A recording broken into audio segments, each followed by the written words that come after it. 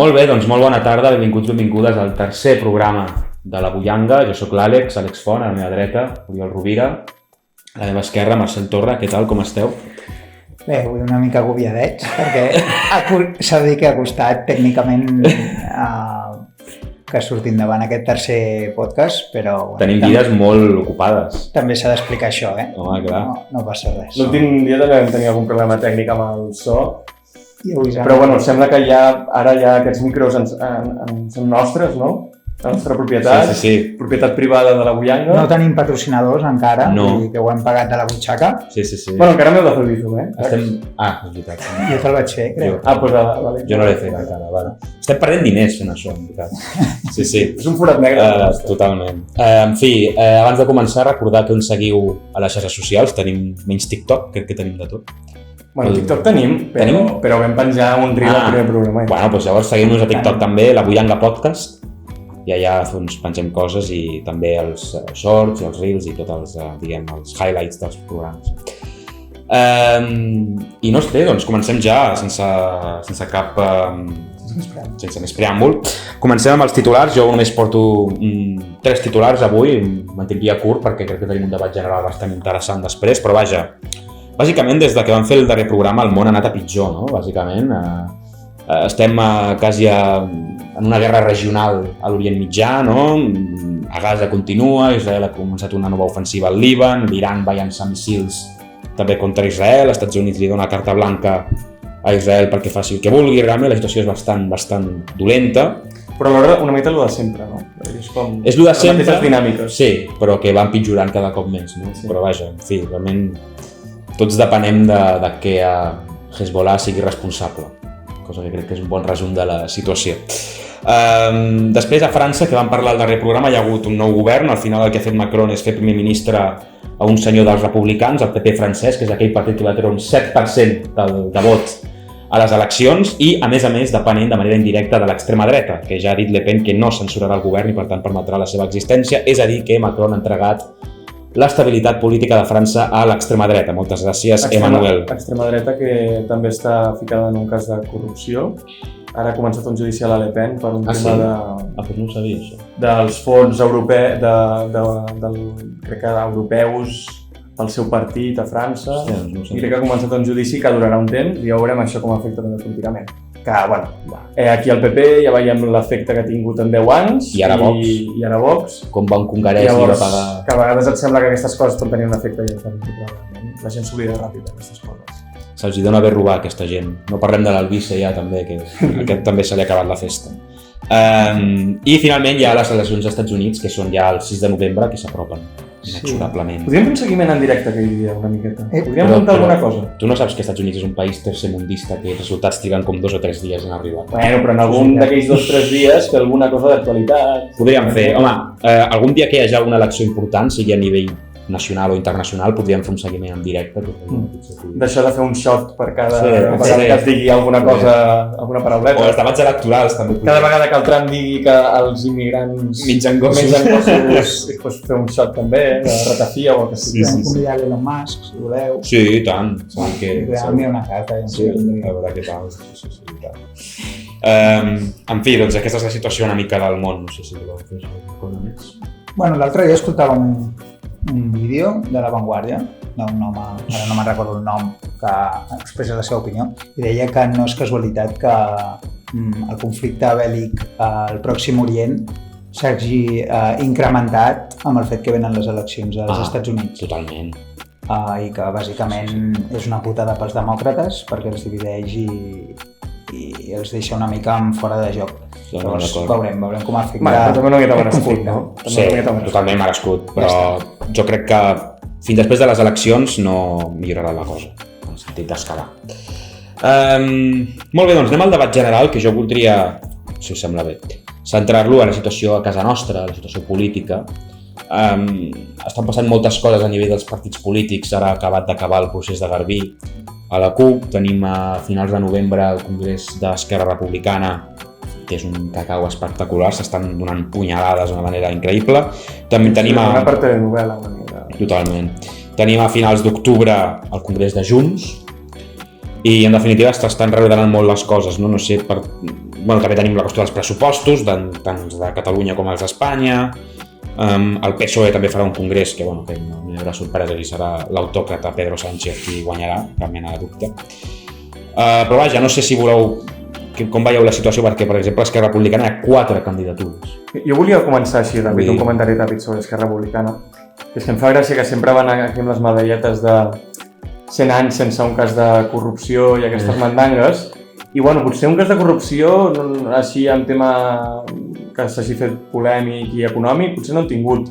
Però, hosti, tenen una merda d'egos i de ganes de poder i de més poder i de cadiretes que fa una mica de vergonya aliena. I això, les filtracions que estan havent-hi dels uns contra els altres, que si ara el Junqueras li va demanar a l'Illa que mantingués uns càrrecs d'Esquerra al govern, que clarament ho han filtrat els altres, per fer-li mal, i abans havien filtrat els cartells i l'estructura B aquesta també, vull dir, és una guerra bruta, hòstia, molt forta, no? I s'estan dient de tot en públic, vull dir, els que teniu xarxes socials, si seguiu perfils d'Esquerra Republicana, veieu com en públic s'estan esbatussant d'una manera increïble, realment. Perquè veieu que en política aquesta voluntat tan fèrrima de, durant tants anys, intentar ser la primera força política d'un moviment, el que t'acaba desgastant, i ja em diràs tu què han guanyat amb aquests anys estant al govern i tots els problemes que se'ls han tirat a sobre, i com la bola de neu va creixent i va creixent i va creixent amb les setmanes i els mesos. Com més alt arribes, més dura serà la caiguda. La caiguda, totalment. Però què creieu que guanyarà el Congrés? Sincerament, és que tinc desmotivació total respecte a aquest procés electoral, si li podeu dir així. No venen massa cares. Jo he arribat a la conclusió de hòstia, és que realment tots els partits independentistes s'estan reestructurant, s'estan intentant, permeteu-me l'expressió futbolística, fer noves alineacions, però hòstia, no sé si realment com a moviment independentista necessitem una nova organització, una nova gent i no realment la reestructuració dels partits de sempre. Partits de sempre, si volem dir junts, sí, li podríem dir que ve d'una tradició familiar de la vella Convergència. Llavors, és com cansanci ja. O sigui, veus les candidatures i, vulguis o no, hi ha antics noms en cada una d'elles. Sí. Llavors, home, he de dir que de la CUP no conec cap de les persones que presenten pel secretariat nacional. Però això tampoc és gaire novetat, vull dir, això passa una mica sempre. La gent que ha aparegut de nou al capdavant de la CUP i dius... Però vull dir, i això és bo o dolent? És bo o dolent? Clar. Home, jo prefereixo això. Potser políticament no els hi va fatal, però prefereixo això que no, que ara amb Esquerra o Junts es facin noves candidatures, torni a haver-hi cares noves, però que en el fons mires una mica l'historial i porten 40 anys de mamilla de l'administració pública, la veritat. Sí. Jo, si a mi em fastidia, prefereixo la CUP, però clar, després que et serveixen no és una altra cosa. No, però certament els partits... Home, si el Junqueras guanya Esquerra i el Puigdemont, com tot sembla, que torna a ser president de Junts, perquè fins ara no ho era. Ja em diràs tu què fem, és que és la mateixa gent. Potser amb el David Fernández, també. Sí, no, ja estem, ja. I ja està. No. Seria el pack completo, no? Els partits realment, cada cop la gent en dubta més, no?, de la seva capacitat de conduir la situació. Però no passa res, vindrà Jordi Graupera i alhora i ens trauran de l'impàs. No és que cada cop la gent dubti més, és que hi ha gent que ja... Jo porto ja anys que... És que no estic ni seguint aquest procés, per exemple, d'Esquerra i el de Junts encara menys. Vull dir, és que no sé ni com es diuen les candidatures, ni com es diu la gent que està al capdavant. He resseguit això una mica de fons, però és que jo crec que com jo moltíssima gent està allà que li fa mandra inclús seguir-ho, perquè és com... I quina alternativa hi ha? No, l'alternativa, doncs jo ho vaig dir ja al primer programa, l'alternativa per mi és la gent, el moviment popular i les coses que es van fer al carrer. Jo amb la casta política... Jo cada cop comparteixo més aquest posicionament. O sigui, quan vaig entrar a la uni i creia amb... Joder, quan ens vam conèixer. Sí, amb la política institucional, amb els grups parlamentaris, amb... Hòstia, és que cada vegada hi crec menys i crec més amb la capacitat de la gent. Vull dir, al final el procés va néixer de la gent que es va mobilitzar als seus municipis amb consultes populars, per exemple, les d'Arenys de Mar. Total. I és que jo crec que si ve alguna cosa vindrà d'allà, no esperem res dins del Parlament de Catalunya. I el que em preocupa molt és que sí, tots els problemes estan en els partits indepes i el Partit Socialista, el PP, van fent el seu camí. Bueno, el Partit Socialista, mentrestant, sent la vella convergència amb la majoria de coses que estan sortint, inclús l'Artur Mas, que es va trobar fa poc amb el Salvador Illa, va fer unes declaracions que era... Sí, que era molt de tarannà convergent. Tarannà convergent, vull dir, però... i no només el Salvador Illa, a mi hi ha moltes coses que m'estan recordant i crec que, vull dir, home, òbviament... Ramon Espadé. Que comparteixo zero tot el moviment del Partit Socialista de Catalunya, però és que estan fent jugar de mestrisme amb això políticament. Sí, no, totalment. Sí. Passa que el problema que té el PSC és que és molt dependent de Pedro Sánchez. I la situació de Pedro Sánchez no Clar, el moment en què caigui la política espanyola... Clar, és bastant... Jo crec que és molt més feble del que sembla, no només per la situació del que té el Congrés dels Diputats, que depèn d'altres partits i tal, sinó dins del propi PSOE. O sigui, jo crec que la qüestió del finançament és molt més difícil de tragar que l'amnistia o fins i tot que l'autodeterminació, fins i tot. O sigui, és un meló tan gran que pot provocar una situació molt complexa dins del PSOE, dins de Sumar, entre l'electorat socialista, és a dir, pot ser una qüestió molt més mortal per Sánchez que no pas tot el que ha fet fins ara, indults, amnistia, etc, que tots pensàvem que, hòstia, això serà... Arribarà paradíssima si li fan això, i realment ha de sortir bastant airat. És que això demostra que Espanya no és reformable. No. O sigui, com a titular. Si va sortir l'altre García Page a dir la riqueza de Catalunya, no és de los catalanes, és de todos. Després de reunir-se amb el Pedro Sánchez, em sembla. Sí, no. Vull dir que... És que no hi ha res a fer. No. Vull dir, el tema del finançament jo crec que és la qüestió clau, perquè jo crec que és evident que si al principi de tot això del procés Artur Mas i Rajoy haguessin acordat alguna cosa similar al pacte fiscal, crec que és evident que el procés no hauria sigut, com a mínim no hauria sigut exactament com ha sigut. No? Perquè a l'hora de la veritat a molta gent li importa la cosa més immediata i no tant les abstraccions de l'alliberament nacional. Per tant, serà una qüestió, jo crec que... I aquí el PSC, de rebot, diguem, pot sortir perjudicat. Tampoc idealitzaria molt la seva situació, perquè crec que també és bastant feble. Sí, però tothom el dona per mort 1000 vegades i sempre acaba. Això és cert, no? Sempre guanya. Per cert, en aquest podcast sempre recordem el paper dels comuns i avui també toca recordar el paper dels comuns. Quin paper? Ningú se'n recorda d'ells ja. Sí, el Partit Socialista li paga 2 assessors a... És veritat! Hòstia. En Comú Podem. Que fort. I ho van acordar, Sí. O sigui, al final... Que fort. Jo he resumit que el que pacten entre els partits són aquestes coses, papers, sous d'assessors, posicions i no l'interès de la ciutadania. Home, jo he sentit dir que quan els comuns van fer caure el govern aragonès per suposadament el del Hard Rock, que en veritat va ser com una venjança pel fet de que Elisenda Alemany, quan estava negociant amb Collboni els pressupostos i entrar al govern municipal, una de les condicions que va posar és excloure els comuns del govern municipal. I llavors això els comuns es van enfadar i com a conseqüència d'això, com a venjança d'això, van fer tombar el govern aragonès prenent el Hard Rock com a excusa. És que, jo no crec això. Són aquestes és que es juguen amb els interessos del país. Però us sorprèn? No em sorprèn, per això dic que no crec. Sempre diem com coses noves i arriba un moment que dius és que és el mateix de sempre. Sí. Al segon programa ho vam dir això, vull dir que tots són i estem en un sistema partitocràtic en el qual sempre està per davant l'interès del partit. És que ho vam dir a l'últim programa. I en totes aquestes coses també és igual que estiguis a Catalunya o estiguis a Espanya, és que sempre és així. Llavors és que ja no ho haurien ni de dir al noticiari ni de dir-ho en el debat perquè és que és la mateixa història de sempre. I què opineu, potser, per tancar el debat, de les figures de Puigdemont i Junqueras com a tal? És a dir, el seu paper, potser més a nivell individual, d'ells mateixos, més enllà dels partits, perquè no només el 2017, després del 2017, etc. perquè, hòstia, realment jo en aquest sentit m'he despertat bastant, no? Per exemple, amb Junqueras, no? Perquè tu ets una mica fanboy. Bueno, ara estava a la presó, vull dir. Sí, pobret. Però el paper que va tenir durant el 2017, això de que, per exemple, va haver un moment que el Consell de Govern van votar què feien, si fem DUI o fem eleccions. Sí, durant el mes d'octubre del 17. No? I el Puigdemont va demanar l'opinió de tots els consellers i Junqueras no es va voler pronunciar Però no era que s'estava fent el malalt aquells dies? No es va fer com el malalt? No sé, estava com out. Jo he llegit en algun lloc que es va fer el malaltó per haver de treure's les castanyes del foc.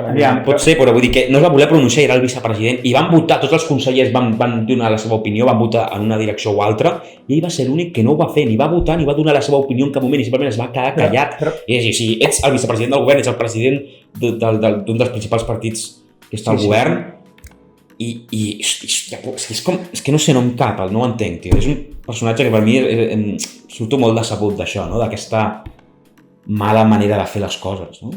No, i que ja parlant de futur, una persona que ha estat 13 anys liderant un partit, t'has de tornar a presentar. Cal. No. O sigui, jo crec que la figura de Junqueras... Estàs inhabilitat. La figura de Junqueras ja s'ha exprimit, o sigui, em sap greu.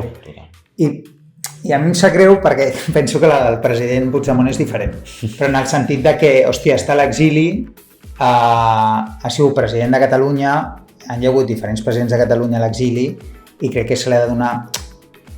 No sé com dir, no sé si entrar en política des de Junts em semblaria una mica no respectar el valor que té com a president de Catalunya. O sigui, seria tornar a entrar en la política autonòmica.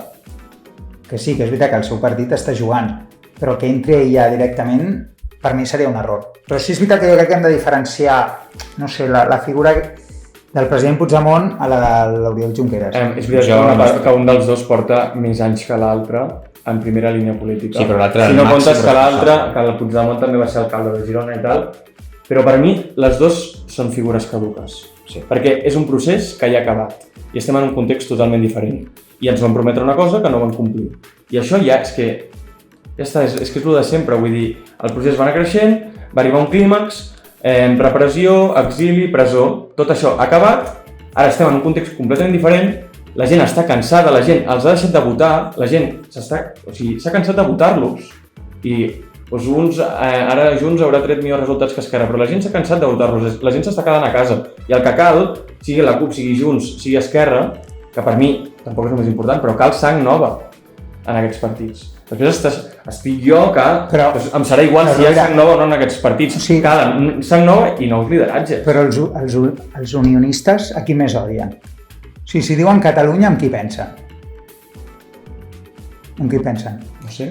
Amb el Puigdemont. President. No, però no. O sigui, a mi em sap greu. No, jo estic molt desacord. O sigui, primer, nosaltres no s'han de establir les estratègies en funció del que diguin els adversaris, això és el primer lloc.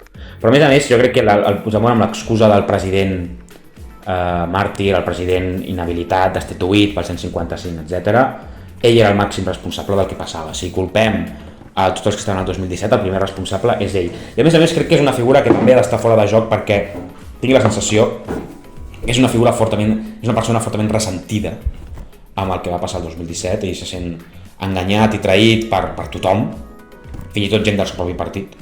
Vull dir, ell va trencar el seu partit, va partir peres amb el PDeCAT i tot. I és una persona que se sent com molt ressentida, és com molt poc oberta a crítiques, trobo que no és una persona que estigui preparada per liderar res de cara al futur, perquè està massa en això, està ressentit. Però això no treu que actualment, per mi, sigui un millor lideratge que Junqueras. O sigui, una cosa no treu l'altra. Jo no estic dient... Per mi, actualment, és un millor lideratge, o almenys dona més estabilitat al seu partit, Puigdemont, que Junqueras amb Esquerra. Això està clar, vull dir, mira com estan els dos. Ara, això no treu que un ara mateix presenti un millor lideratge que un altre o estigui en un millor moment que l'altre, no treu que per mi, com he dit fa un moment, els dos estiguin caducs ja. I això no treu que siguin figures que tenen coses positives, que per la seva banda són figures més o menys carismàtiques, sobretot Puigdemont, que parlin bé de cara al públic, que tinguin un cert missatge de país que encara estan mig formulant. Una cosa no treu l'altra. Jo tampoc crec que hi ha a la paperera de la història, vull dir, jo no dic això. Simplement que un porta 13 anys, l'altre deu portar ja 8 anys i més l'alcaldia de Girona deu portar més de 10, més de 12, llavors ja està, vull dir, és que de la mateixa manera que la CUP s'està reformulant, aquests partits també ho necessiten i implica nous lideratges. Si hi ha lideratges que estiguin al nivell, això és un altre tema, que això ja ho podem parlar un altre dia, si hi ha realment algú a la porta del darrere. Jo tampoc crec que hi hagi ningú a l'alçada de la situació, no. Però és que això, que no hi hagi ningú o que de moment no hagi sortit ningú, també ve donat perquè si durant 10, 12, 15 anys hi han hagut els mateixos, aquests que han estat fins ara han evitat que vinguin noves cares, noves generacions. Mentre aquests segueixin a la menjadora 10 anys més, les noves generacions, els nous missatges, el nou missatge polític que es vol, projecte català que es vulgui donar des d'aquests partits o des de noves generacions no podrà sortir, perquè hi haurà aquesta generació que vol més i més i més poder, més i més i més cadireta, que no et permetrà que aquestes surtin. I per mi això és clau. Les noves generacions possiblement busquin el mateix, busquin el millor pel seu partit. Però estarem d'acord en que nosaltres com a generació que tenim 20, 30, 40 anys menys que aquesta gent, una miqueta d'ideologia tenim diferent aquesta gent. Bueno, ja I tenim una idea de país diferent a aquesta gent. I mentre aquesta gent no deixi els seus partits i no deixin lloc en la política, jo no vull entrar en política, però segur que hi ha gent de la meva edat amb missatges molt més moderns i molt més avançats i molt més progressistes que aquesta gent. Per això parlo de si calen noves formacions i no reestructuracions dins dels partits. Per mi calen les dues coses, perquè sempre hi haurà gent que no acceptarà les noves formacions. És que noves formacions ja... Si nosaltres potser som 3 individus que ara mateix si ens posessin una pistola al cap i ens diguessin has de votar, doncs potser apostaríem per partits diferents o potser no. Però el que està clar és que hi ha una gran part de la societat catalana que mai ha deixat de votar, que mai deixarà de votar aquestes formacions. Llavors aquestes formacions, mentre segueixi votant gent, necessiten noves cares. El que estic d'acord amb tu és que, òbviament, doncs, també noves formacions estarien bé. Però per mi són dues coses que van de la mà. Però és que jo crec, o sigui, el fet que siguis jove no crec que condicioni que facis les coses diferents. Ho hem vist amb el jovent republicà. No, parlar en el segon podcast. Totalment. Per això dic, però... Sí, vull dir, merda hi ha a tot arreu. Vull dir, no salva ningú ni salva cap generació. Simplement crec que quan en un partit porta la mateixa gent 15 anys és tòxic això i no va bé per la democràcia. És el que a mi em sembla. Jo crec que és evident que els partits són un mal necessari, per dir-ho d'alguna manera, i que mai cap partit satisfarà ningú al 100%. Perquè, agradi o no, vivim una societat plural en molts aspectes, també ideològics. I els partits el que aspiren és a guanyar el màxim de majories possibles i, per tant, han de ser flexibles també. I per tant, doncs en això... Però bueno, és les imperfeccions de la nostra estimada democràcia. I la CUP, com us heu actualitzat una mica? Jo no ho he seguit mai gaire allò del... És que, sincerament, no hi ha gaire cosa. L'únic titular que he vist de Twitter d'això de la CUP és el nou Jordi Pujol. Sí, hi ha un Jordi, hi ha un tio al nou... Ha sortit el... Sí, hi ha només una candidatura per secretariat nacional i un dels que està a la llista es diu Jordi Pujol. A veure, jo el que he entès és que la CUP es vol institucionalitzar una mica més. Sí. És a dir, apostar més per governar i no per fer oposició. Sí, una mica el camí de Girona. Una mica el camí de Girona, de Lluxalelles... Però més enllà d'això... No hi ha hagut... La veritat és que ha estat bastant decepcionant per mi, perquè no hi ha hagut gaire cosa. També és que els hi va pillar com a... Bueno, és que sempre surt a l'hora. Al final sempre tots els debats acaba sortint a l'hora europea. Però que els hi va passar a l'hora, es va intentar formalitzar com a partit i just els hi va pillar les eleccions. Ah, sí, bueno, però els de un parell d'eleccions els van pillar, no? O un... Bueno, no, les catalanes. Sí, les catalanes. A la CUP li va passar exactament el mateix. Li va pillar la reformulació al mig d'un procés electoral. Jo crec que això no ha ajudat a aquest procés. Crec que no ha ajudat. Jordi Graupera és el guia espiritual que ens portarà a la llibertat nacional del nostre poble. Jordi, si per algun motiu t'arriba aquest programa, que sàpigues que estàs convidat aquí. Som molt capfrents. Voleu dir? No sé, és mitja broma, però... En fi. Psicòleg. Deixem aquí, no? Bueno, ja que invitem a Graupera, que vingui el Joan, també. Que vingui qualsevol. Sí. Puc dir una anècdota ràpida del Jordi Graupera? Què? Que un dia va venir a parlar a la universitat, no sé si us ho havia explicat. Tu no hi eres a classe? Tu estaves? No sé, va venir a parlar a classe perquè era amic del profe que teníem de discurs. Era una optativa.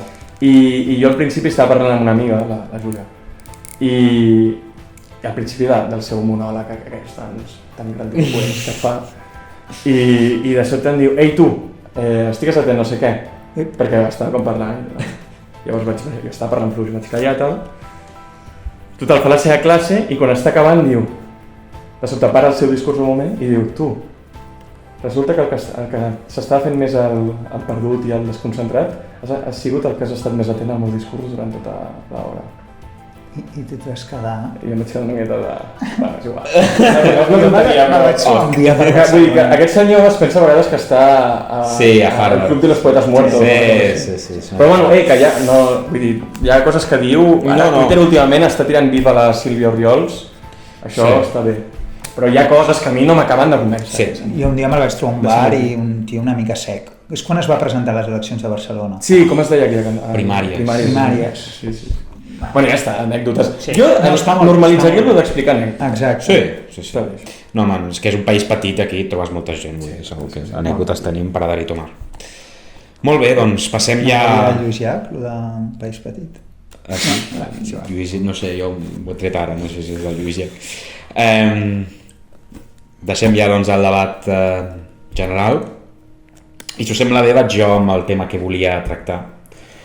No sé si sabeu que aquest juny va haver-hi eleccions a Mèxic i a Mèxic hi ha una cosa molt curiosa, que és que el president que ha marxat ara i que la nova presidenta, que és la primera presidenta de la història de Mèxic, són del mateix partit, i el president sortint era Andrés Manuel López Obrador, la nova presidenta és Claudia Sheinbaum, i l'Andrés Manuel López Obrador, AMLO, com se li diu, és un president que va intentar ser president 3 cops, el 2006, el 2012, el 2018, a la tercera va anar a la vencida, les altres 2 cops anteriors li van robar les eleccions, és a dir, van manipular els resultats, i a la tercera ho va aconseguir. És un president com molt estimat, superpopular, hi ha peluixos d'ell, que se diuen los amlitos, que la gent els compra amlitos. O sigui, en plan, hi ha comerciants que viuen només de vendre productes, samarretes, etc d'aquests senyors, i és com, té més d'un 80% d'aprovació, o sigui, és una bogeria, no? Sobretot, personificació. Clar, o sigui, és que, vull dir, a Llatinoamèrica hi ha molts exemples de gent d'esquerres que arriba al poder amb moltes expectatives i que no les compleix i que acaba tot com el Roser de l'Aurora. I a Mèxic no ha passat això. És una mica excepcional. I em sembla molt... Que són mandats de 6 anys? Sí, 6 anys. I em sembla molt interessant. Però en qualsevol cas el que volia parlar sobre això és que abans de marxar aquest senyor ha fet una reforma constitucional que ja està aprovada i que ja està vigent i que la nova presidenta, que com he dit és el mateix partit, vol tirar endavant i vol desenvolupar. Es poden fer reformes constitucionals. Es poden fer reformes constitucionals, perquè aquest senyor és tan popular que va aconseguir les majories 2/3 per fer les reformes, és que, en fi. Però és una reforma al poder judicial. Posarem una estatueta seva aquí, tan bo que és. Sí, no, increïble. Si un dia samarreta. No, jo no dic que sigui perfecte ni molt menys, vull dir, molt menys, perquè qüestió de seguretat a Mèxic, l'altre dia van assassinar un alcalde. És una cosa bastant... Bueno, tenen problemes últimament amb assassinats polítics. Molts, per això, vull dir que no és tot perfecte, però tot i així és cert que és un tio molt popular. I va fer una reforma al poder judicial. I clar, volia parlar d'això perquè aquí hem tingut certs problemes amb el poder judicial en aquest país, no? Per dir-ho d'alguna manera. I allà... Ja estem tenint. I estem tenint. I el que diu aquest senyor, o sigui, el López Obrador va ser elegit per combatre la corrupció. I la seva principal bandera, no? I va dir, hem netejat la corrupció del poder executiu, l'hem netejat del poder legislatiu i ara toca netejar el poder judicial, perquè segons ell el poder judicial era corrupte, nepotista, estava segrestat per faccions conservadores, no? De l'estat profund, li van tombar moltes lleis que va fer ell de la reforma elèctrica, de la reforma de seguretat, doncs li va tombar i hi havia com un conflicte, no? Important, no? Llavors va pogut aprovar aquesta reforma judicial que bàsicament el que implica és que els aproximadament 2.000 jutges federals que hi ha a tot Mèxic seran electes per vot popular. Hòstia. Per vot popular, cosa que em sembla molt curiosa, no? És a dir, s'han de complir uns requisits, és a dir, si tu vols ser un jutge has de ser llicenciat en dret, has d'haver tret entre un 8 i un 9 de nota a les assignatures de la carrera relacionades amb la feina que vols fer. Jo no entraria. Has de tenir una experiència mínima de 5 anys a la pràctica jurídica, com a advocat, per exemple. Quina entrada en cap. No.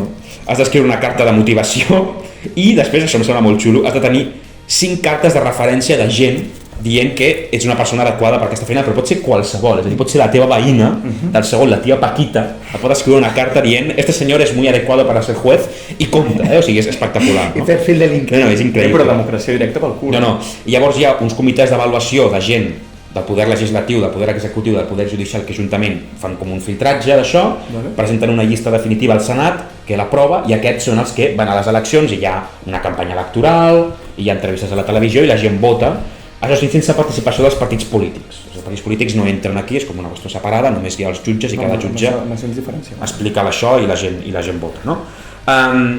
També, entre altres coses, també inclou una reducció del nombre de magistrats, reducció dels salaris, eliminació de les pensions vitalícies, reducció del termini dels seus mandats, etc. No?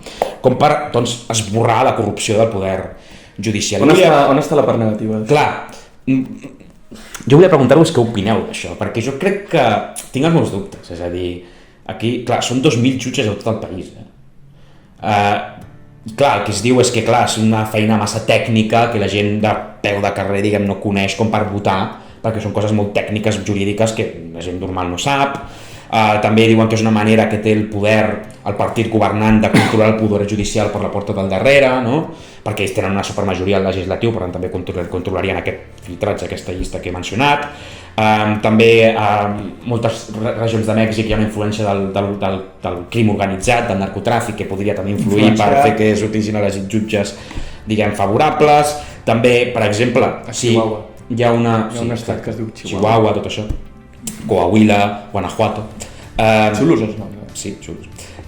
També, per exemple, si hi ha un govern d'esquerres que fa lleis superdesquerres, però hi ha un estat concret que hi ha una majoria social conservadora i elegeix a jutges conservadors, interpretarem la llei retorçant-lo perquè no s'acabi d'aplicar i per desfer el que és en el fons la voluntat popular de què ha fet aquella llei. És a dir, és molt complicat, però clar, a la vegada el que passa en aquest país i en molts altres països és que els jutges actuen amb total impunitat, perquè tenen el monopoli de la interpretació de la llei, i aquí ho hem vist, que s'han aprovat una reforma del Codi Penal del delicte de malversació, s'ha aprovat una llei d'amnistia que no s'estan aplicant. És igual que t'ho aprovi una majoria. Tot i que la manera en què està escrit és molt clar, aquesta gent, com que tenen el monopoli de la interpretació de la llei, fan el que els dona la gana i no l'apliquen, i ningú pot fer res al respecte, perquè ells són l'última autoritat, sí, bueno, és la Unió Europea, però això triga la pila d'anys, no? Burocràcia. Llavors, clar, sí que és cert que el poder judicial, en certa manera, clar, a diferència de l'executiu, el legislatiu no és electe, té menys legitimitat, no?, per fer aquestes coses, en el fons, no?, perquè és més tècnic, però vull dir, és un debat, trobo que és molt, molt interessant sobre això, no?, i per tant voldria parlar d'aquesta reforma judicial a Mèxic també per parlar una mica de la situació que hem vist aquí i també en molts altres països, molts exemples del que es diu el lawfare, no?, que és, doncs, que és això, no?, l'ús del poder judicial de manera impune per persecucions polítiques o per carregar-se la voluntat popular. No sé què pensar. És que, aviam, jo sé poc de poder judicial, però jo crec que la qüestió de base ja està, ens podem anar a teoria política, que és la separació de poders, és a dir, legislatiu, executiu i judicial. Clar, que realment hi hagi una separació clara entre els tres poders, és que no sé si aquest seria el millor model, sincerament, perquè és que jo crec que la política sempre acabarà influenciant, o sigui, ocuparà tots els espais possibles, i jo crec que amb aquesta mesura hi ha espais que la política pot arribar a ocupar i a influenciar. Però no... més que aquí a Espanya? No, és que clar. No, clar. Però vull dir... Tot el que sigui intentar renovar, modificar, perquè sigui un sistema més democràtic i més transparent, molt millor. Més participatiu. Aviam, el problema és que jo crec que és incomparable, o sigui, és que l'estat espanyol... Però vull dir, per això, jo crec que mai eliminaràs la intervenció política. La separació de poder, no. Però intentar reduir-la, tio, per mi això... És clar, no? Per exemple, una de les coses que fa aquesta reforma és crear un tribunal de disciplina per controlar i sancionar comportaments que es consideren inadequats dels jutges. Ja. Però aquest mateix tribunal també és d'elecció popular. O sigui, també seria l'elecció... Llavors, clar, és com... Realment no seria imparcial. La justícia, en el moment que una persona, tota persona té ideologia, vulgui o no vulgui. En el moment, o sigui, qualsevol jutge té estudis i qualsevol jutge té ideologia. Llavors, com fa realment una clara separació de poders? M'explico? És que... Però clar, la qüestió és millor... Potser és impossible. Clar, és millor això o que segueixi com era fins ara i com és també a Espanya, que els jutges els elegeix, una part els designa el president, una altra part els designa el legislatiu. Doncs això, tu el que has de fer, ara que començaràs un doctorat, has de fer un estudi acadèmic fent política comparada i comparar els casos d'aquí amb el d'allà i altres. Llavors ho decidim. A mi d'entrada, utòpicament em sembla més xulo aquest. Sí. Ara, que la pràctica tal... Pues, no sé, s'haurà de veure. O sigui, això, fins que no es faci, no... i amb el pas dels anys no es veurà el resultat, crec. Per cert, convidem el Llarena i el Marchena, si volen anar a Mèxic, a tirar el currículum. Jo els hi signo la carta de recomanació. De recomanació. La vecina Pepita de Chihuahua, que els hi firmo. Jo els convido a anar-hi, la veritat. Però, no, realment, volia obrir aquesta reflexió perquè jo és que realment no tinc cap solució, vull dir, és que no tinc ni idea de si això és bo o no, jo tinc els meus dubtes, però és que clar, realment l'alternativa quina és? A mi sembla que sí, més participatiu em semblarà millor. Ara, que òbviament això deu tenir fallos, segur, però igual que el tenim aquí, no? I mira com estem. No, la justícia sempre estarà polititzada. Sí, clar, és que la ciutadania es veurà influenciada, o sigui, a l'hora de votar, també és veritat que qui anirà a votar això? Clar, aquesta és una altra. Clar. Bueno, després estan els referèndums per ajudar a aprovar lleis a Suïssa, que després d'entrada dius, democràcia directa tal, després jo tinc família allà i em diuen que depèn de quina cosa la participació és molt baixíssim. I són coses tipus pensions que toquen més la butxaca de la gent, potser sí que vota més gent. Clar. Però una cosa de biodiversitat, de no sé quantos, no crec que vagi a votar. Els 4 friquis. Sí, no, clar, és molt ideal parlar de democràcia directa i tot això, però no, el que passa és que saps? jo cada cop crec més que quan les decisions estiguin més en mans de la ciutadania i no d'estructures, siguin de partit, siguin de l'Estat, molt millor. Per exemple, jo prefereixo les llistes obertes, desbloquejades, que llistes tancades i bloquejades a l'hora de decidir. Llavors jo, amb aquesta idea, a nivell electoral, si l'apliquem en el Poder Judicial de Mèxic, doncs mirem aviam com acabarà i com va tot. No? Sí, no, veurem, les primeres eleccions són a del 2025. Sí, va renovar el Tribunal Suprem. Sí. Rovira és malament perquè és el nostre tècnic, vale? No el paguem, però és una mica el tècnic. Avui no tenim ningú fent la màgia darrere les càmeres. Ha costat avui, però mira, avui és que, ho estem aconseguint. És que tenim unes vides molt ocupades, ho hem dit. Però vaja, de fet, ja com per tancar això només una cosa més, és que el Tribunal Suprem de Mèxic, que està en contra d'aquesta reforma, ha acceptat discutir la possibilitat de declarar si aquesta reforma és constitucional o no. Llavors aquí, clar, la qüestió és, però a veure, això ja s'ha aprovat. És a dir, això ja és constitucional perquè forma part de la Constitució. Està aprovat pel mecanisme que contempla la pròpia Constitució, amb les majories necessàries, etc. Llavors, el Tribunal Suprem realment no té el poder de dir aquesta reforma constitucional és anticonstitucional perquè és que és un el Tribunal Suprem no pot dir si una cosa és constitucional o no fins després que s'hagi canviat la Constitució. No, o sigui, jo crec que no pot dir-ho en cap cas, perquè si el legislatiu és l'encarregat. O sigui, la Constitució com... Hi ha precedents d'això a Mèxic? No, que jo sàpiga no, però la Constitució com a tal, qui l'escriu? A totes les constitucions del món les escriu el legislatiu. Reformar-la és feina del legislatiu exclusivament. Llavors, que el Tribunal Suprem pugui dir que una reforma constitucional és inconstitucional és que per mi és impossible, és incompatible, no? I és una altra mostra precisament que el poder judicial, clar, però si ho fan, qui els atura? Ja, totalment. No? Llavors, clar, en fi. Però vaja, és un tema interessant, que no té una solució senzilla. No sé si voleu dir res més d'això. Per mi ja ho tenim. Doncs si vols, Marcel, anem a la teva secció. Què ens portes avui? Quan queda més o menys? Quan queda, doncs portem això. 30 minuts. Bueno, jo avui no la porto preparada, però sempre els 2 últims programes que hem fet, que són els 2 primers, sempre em deies, un dia hauràs d'explicar per què ets del Reial Club Deportiu Espanyol, Marcel. I per què? Per què m'ho preguntes? Era una mica amb to de broma, òbviament. Però sabem que... el futbol m'és igual. Però em sembla curiós, no? Perquè, home, si ho mira des de fora una mica, com és el meu cas, que jo no segueixo molt el futbol, però no és futbolero. No. La gent que el coneix ho sabrem que no. Sé que Ronaldinho era del Barça, per exemple, això sí que ho sé. Però vull dir que el Futbol Club Barcelona és un club important a nivell europeu, a nivell internacional, potser ara no tant com abans, però segueix sent-ho. És com, clar, jo m'he criat en un ambient en què la majoria de gent era del Barça, hi ha com un gran sentiment de pertinença i d'això, i no entenc per què voldria ser d'un club com Però si fos del Girona també m'ho qüestionaries? No. La pregunta. Sí, creus que hi ha un frame? Abans de que ens diguis el per què, teu personal, jo crec que hi ha una cosa clau que tu i jo ens coneixem des de fa anys, i saps que jo et respecto molt per ser de l'Espanyol. Tu ho saps. Sí. Bàsicament, gairebé tots els meus amics em respecten per ser Però et respectem perquè ets el nostre amic, no perquè siguis de l'Espanyol. El tema que hi ha aquí, que per mi és diferencial, és per començar, i perdoneu al senyoret catalanet, però d'entrada hi ha una connotació del club espanyol, que ja comencem per al nom, i per al seguidor majoritari que té, que et peguen si entres en una estelada al camp, que això ja de per si no t'ajuda. Si això li sumes que lo fàcil és, quan neixes a Barcelona i Catalunya, ser del Barça, i amb els valors catalanistes històrics que acompanyen, ser del Barça, que després, òbviament, tenim moltes altres problemàtiques al Barça, que jo no vaig a dir que siguem un club perfecte. Però si sumes tot això, em surt que el fàcil és ser del Barça i que si tens aquest sentiment catalanista com tu, encara amb més motiu. Vale. Pues Llavors, per això crec que ajudarà a l'audiència el fet que ens expliqui. Jo, primer de tot, he de dir que a casa meva mai, o sigui, sigo com tu, no eren molt futboleros. El meu pare i la meva mare no eren molt futboleros. Llavors, hi arriba un moment que jo anava al col·le, tercer de primària, i tenia 2 amics que eren pericos, i la resta de gent era del Barça.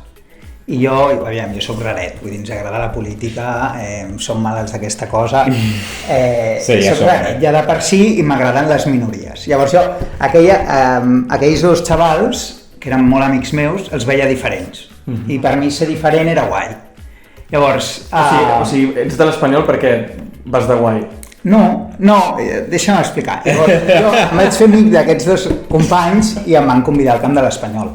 Clar, jo òbviament, no sé què tenia, 12 anys, jo no tenia el frame catalanisme, espanyolisme, esquerra, dreta. Jo anava al camp de l'Espanyol, jo veia futbol, veia el blanc i blau i m'agradava.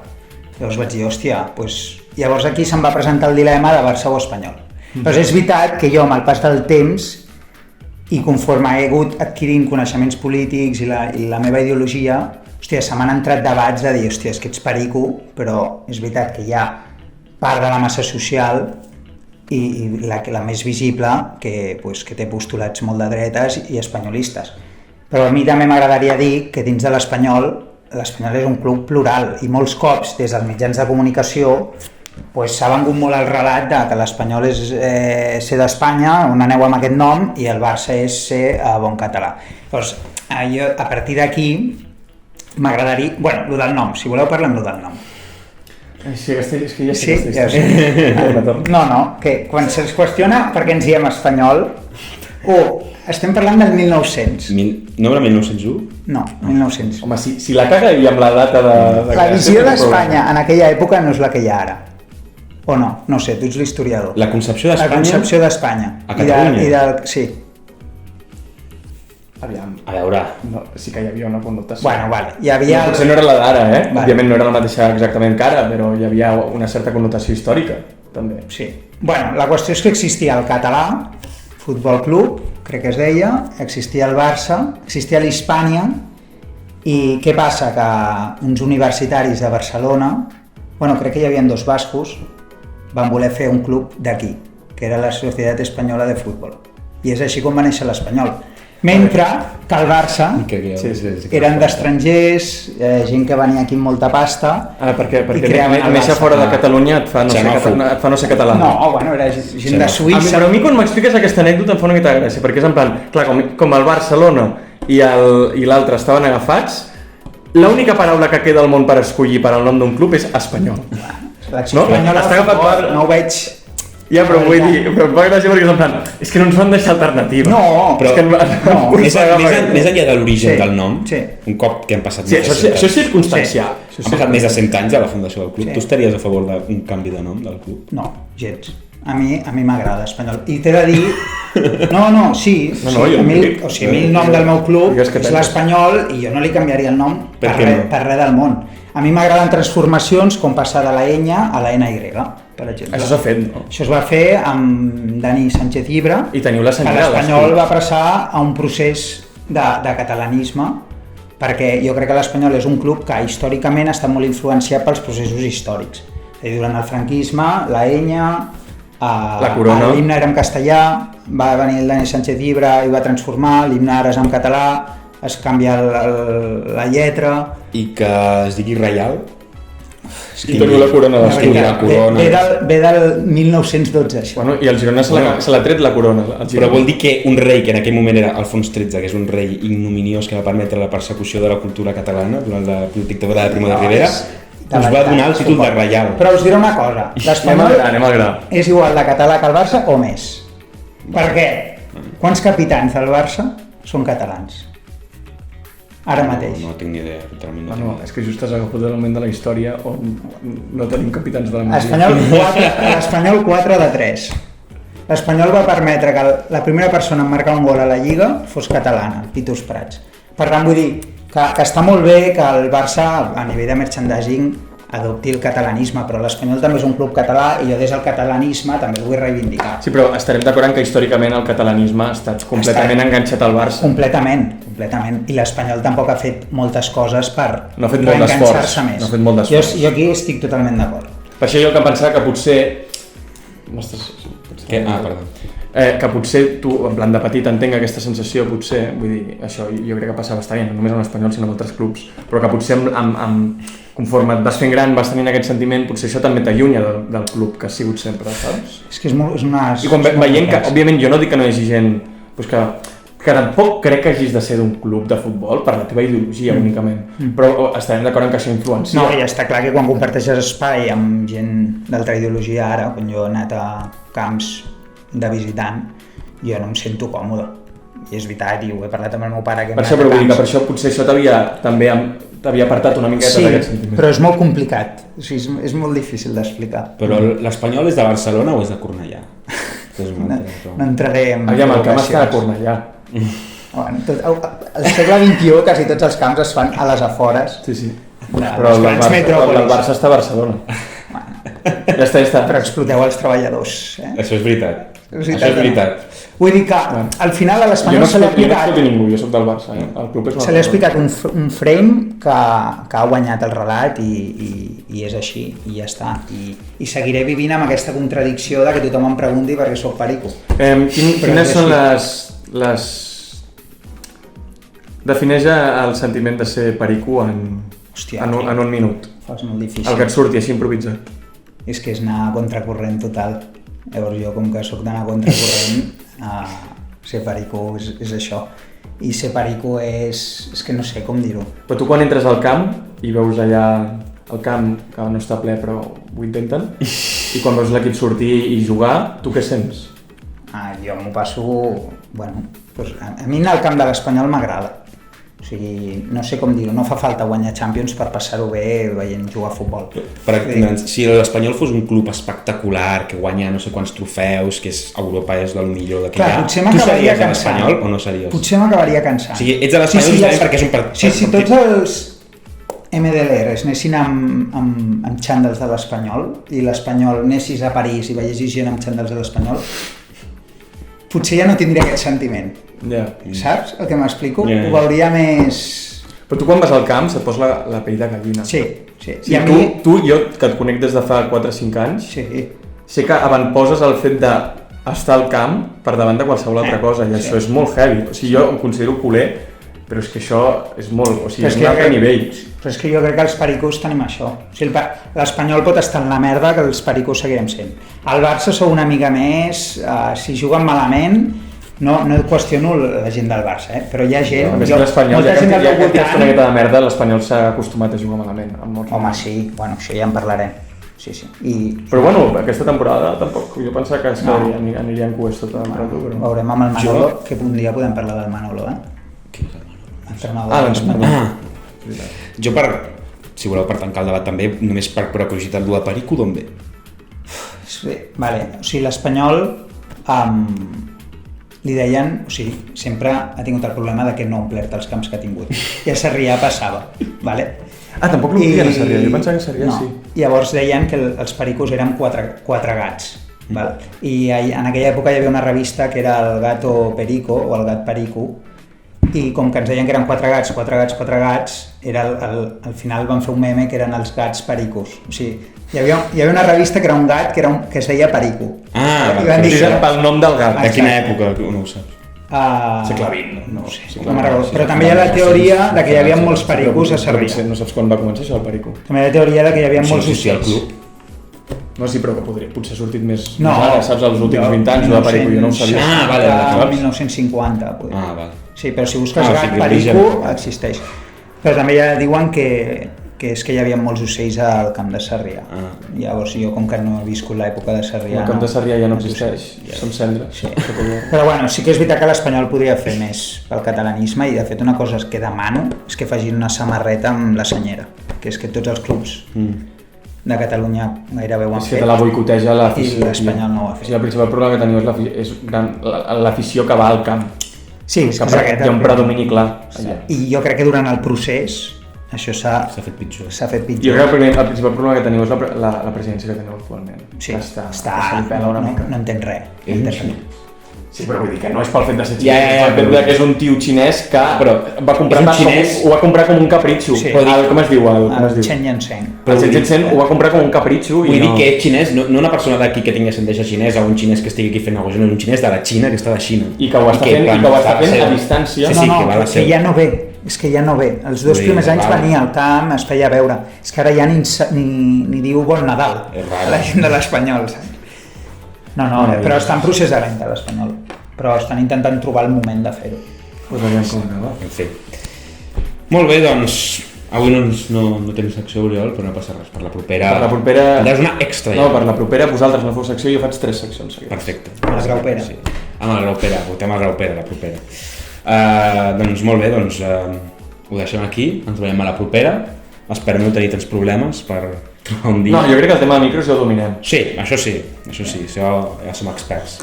No necessitem l'Elon Musk que ens ho ensenyi. I doncs això, ens veiem a la propera. Passi-ho bé, Déu vos guard. Adéu Oriol, adéu Marcel. Moltes gràcies. Fins la propera. Visca Catalunya. Lliure.